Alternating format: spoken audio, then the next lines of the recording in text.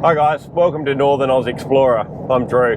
Today we're off to Litchfield Park again. We're heading to one of the new campgrounds which has just recently opened up. It's called the Central Valley. They've got 3 campsites within the Central Valley. We're staying at campsite number 3. They're located within the park on the East Reynolds River.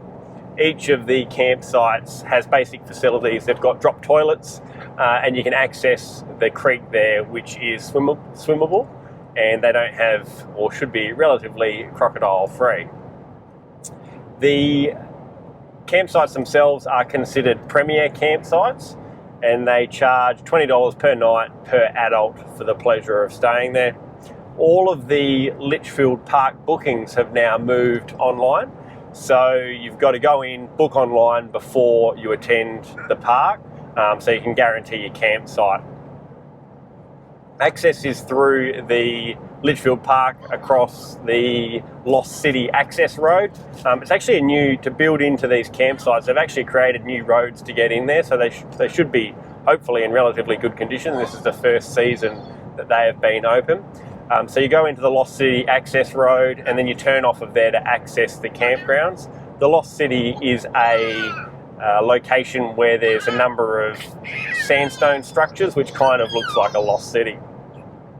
To get into the campsites prior to entry, you've got to pick up a key from Northern Territory Parks and Wildlife, and you can pick up a key from one of their offices which is located either in Darwin or in Katherine. You've got to pay a deposit of $250 for the key, so you want to make sure that you hang on to it pretty tight and you don't lose it. So we're going to settle in for the rest of the drive, and we'll be there hopefully not too long.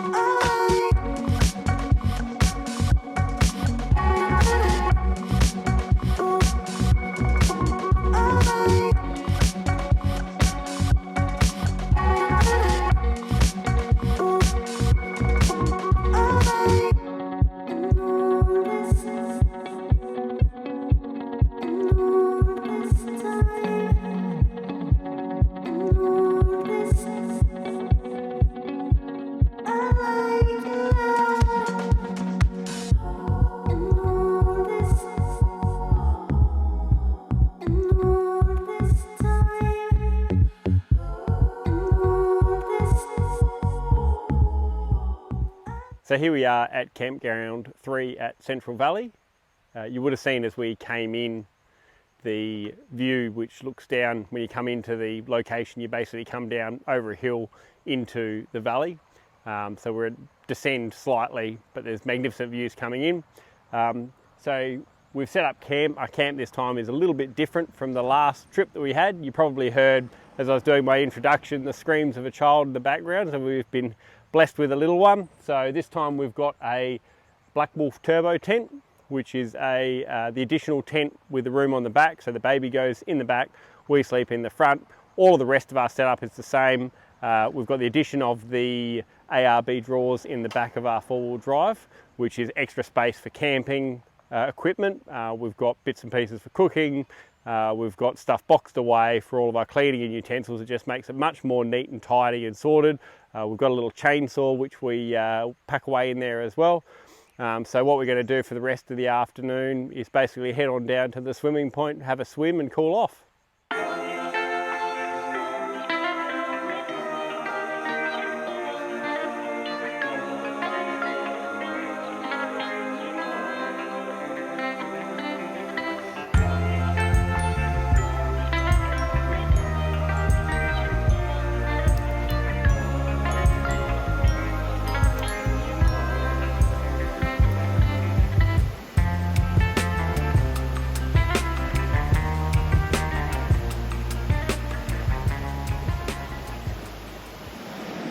So we've just come down to the swimming hole. As you can see, we are the only ones here.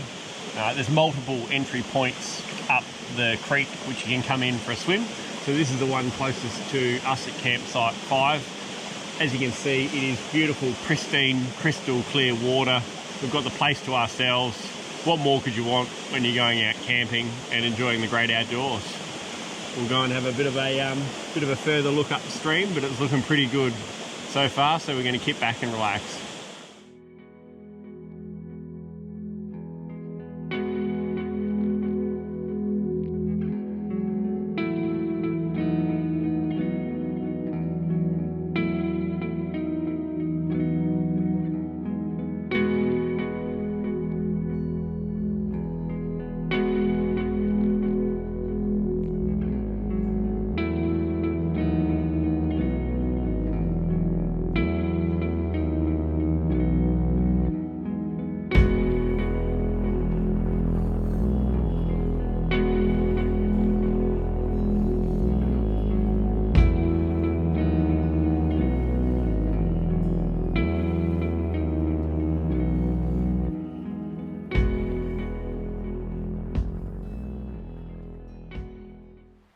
So I mentioned before in the camping drawers that we kept a little chainsaw. So this is a 36 volt Makita.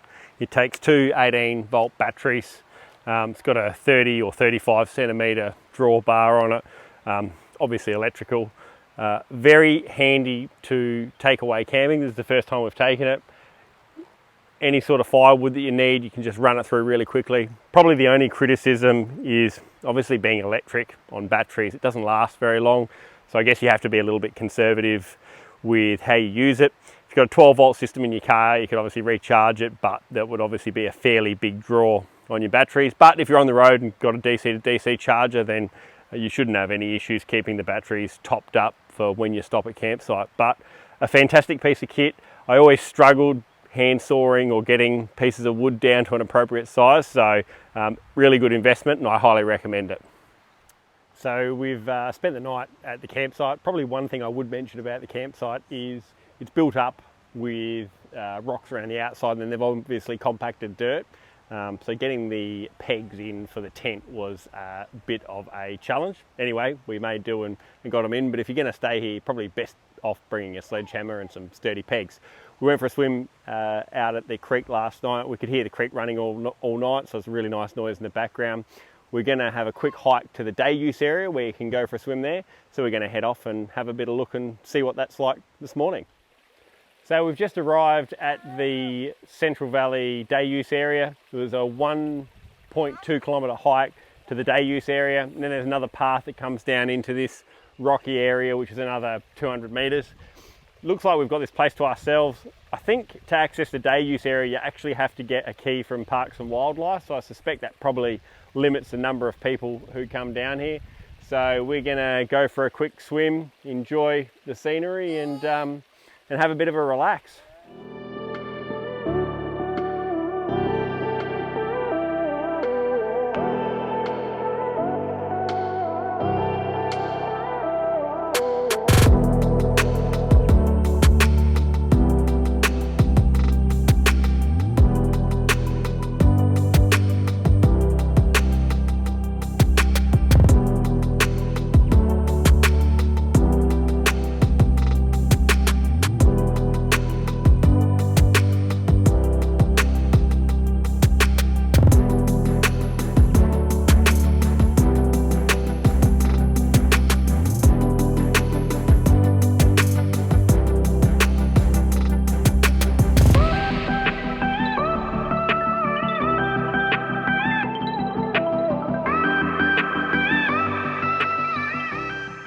So we've just got back from our hike. It was about a 3 kilometre round trip from our campground all the way out there and all the way back. As you go to the edge of the campgrounds, that's where the trails begin. There's actually two trails there. One leads to campground 2, which is a 4 kilometre trek, so 4 kilometres out, 4 kilometres back. We chose not to do that, bit difficult with a 10 kilo freeloader hanging off the front of you. So we just did the other trail. The trail markers are not, whilst the trail is marked with trail markers, they're not overly clear, so you just got to pay attention while you're going through the course. The trail itself is over sort of rocky terrain. You have a lot of gullies, ravines, a few hills and whatnot, so it's not a long trail, but does take a little while because you've got to mind your step particularly if you're carrying children or you struggle a bit over the rougher terrain. So it took us about an hour each way there and back.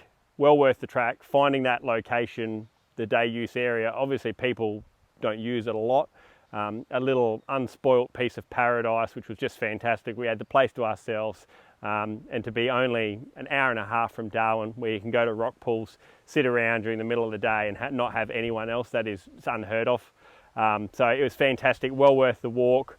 I highly recommend that if you're going to come out to Central Valley that you do the trek, or at least visit the day. You can drive in there as well, at least visit the day use area, because it's obviously well worth the trip.